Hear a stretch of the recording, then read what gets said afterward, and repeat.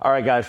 So when you're starting as a white belt, there's a few things that most people struggle with, and one of those is, hey, what submissions can I hit from each position? So here's 5 moves, one from each of the major positions in jiu-jitsu that you can use as your submission basis for getting started. So we're gonna start from side control, and we're gonna start with a Kimura. So the key to getting any good Kimura generally starts with getting an underhook on this far side.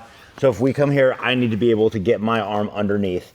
We're gonna pull him up to his side, lean our weight on him, move across, capture his head. And capturing the head is really key. The more that we can capture his head, the more we're going to isolate this arm and make it easier to get to the submission. So I'm gonna change my arms through. I catch at the wrist. Preferably, I'd actually like to grab part of his palm right here. So if I can put 2 fingers over his palm and put my middle finger basically across his wrist bone like a wristwatch, that's gonna be great. We connect our hands, put the hand behind the back, and now I wanna place his hand on the ground and turn so that we're captured here. The more I can bring his elbow up in line with his shoulder, the stronger this is going to be. If we're down here, I'm gonna pull and I'm gonna push and I'm not gonna get a lot of finish. The more that I can get this arm up in line, as I use my elbow to pull, we're gonna get a tap a lot quicker. So for side control, the Kimura is one of my favorites to really kind of build everything off of.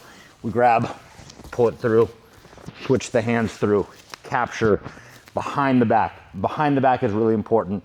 There's a reason why police put the hands behind the back. Nobody's strong with their arm behind their back. The more I can get him back flattened out, the better. I keep this head over his head.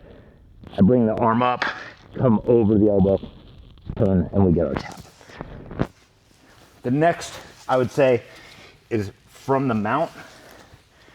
From the mount, a lot of people, especially in Nogi, really struggle to attack. I don't have lapels, I don't have access to a lot of things. So again, just like the Kimura, we really kind of want to start by isolating an arm, and the easiest way is to get an underhook.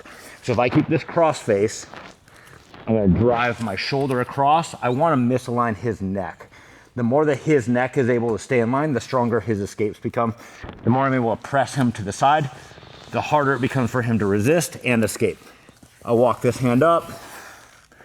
We start to capture, and we can go immediately to an armbar, but my preference is to catch here, switch, and now when we can get both arms up above the head, we bring the knees up, turn, we sit on him, and these arm bars become significantly easier to capture and take. We can fall back, or we can finish on top. So the main things to think about when you start in mount is getting a good crossface, getting underneath this arm, and we'll talk about in another video how to isolate this. But the more that we can isolate limbs, and in this case, the more we can isolate both limbs, he's in a really bad position right here. When I come through, I can put all my weight on his chest, make this incredibly uncomfortable, and get to our finish on the armbar. Third one, let's look at the back. So the most high percentage submission in all of jiu-jitsu is the rear naked choke. There's a couple specifics about how I like to attack this. Specifically, we can talk about hand fighting, whether you like to use the straight jacket system or any of these others, how to isolate. But when we get here, we end up usually in a lot of problems where people feel like they have the neck, but what they've missed is the connection of the back to the chest. The more that I can keep him centered on me, the tighter that this becomes and the easier this goes. So my shoulder is gonna block one side of him. My head needs to block the other. When I bring my hand through, I go palm over palm and I push my elbow forward so I can catch. Now, rather than try to squeeze back, you'll see this a lot, and you'll see this when we touch guillotines. People will do this and pull, and they make all this space. When I come here, what I want to do actually is bring my elbows together, put my head forward, and now I crunch everything in together and eliminate the space. So rather than coming here and pulling and pushing, trying to do all this stuff where a lot of times people kind of lose, or they burn out their arm, the more that I can pinch my elbows, drive my chest forward and my head forward, the faster that choke goes on. Fourth, let's talk front headlock. So the guillotine, right? There's a lot of versions of the guillotine. There's low wrist, there's high wrist, there's arm and guillotine. Probably my favorite is the high wrist. When I come through, I tend to catch my front headlock with like a chin strap and then right behind the armpit. But as I come through, I get my elbow in deep and now I pull it through and I can catch. Now, his escape on a guillotine is always to go opposite his head. If he tries to walk this way, this isn't going to go well for him. It's going to tighten it. His escape is to try to come cross-side. Exactly. So to prevent that at any point in time, when I sit back, my knees have to go to this side and I'm immediately going to block his hip. Like so. Catch. Sorry, he's tapping already.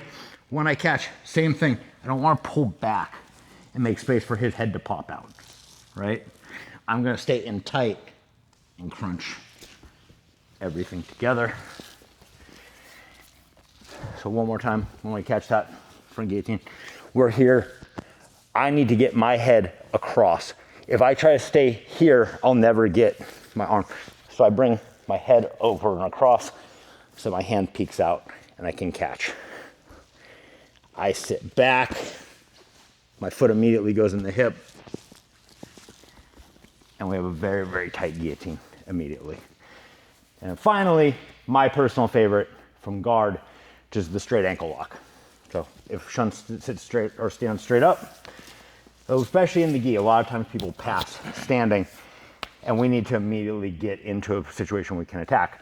It's relatively difficult to attack the upper extremities when people are standing tall. Now I can pull him, there's a variety of things I can do, but almost inevitably, if his legs are in front of me, I can capture these and get directly into a situation where I have control to grab an ankle.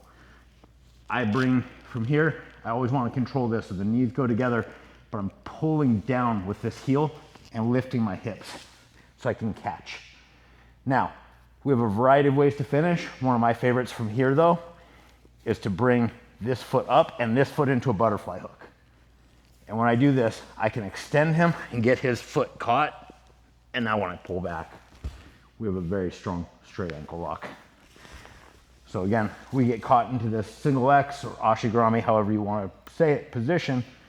What I'm looking for here is control. If he's straight up and down, if I start moving my feet around, he's going to control everything.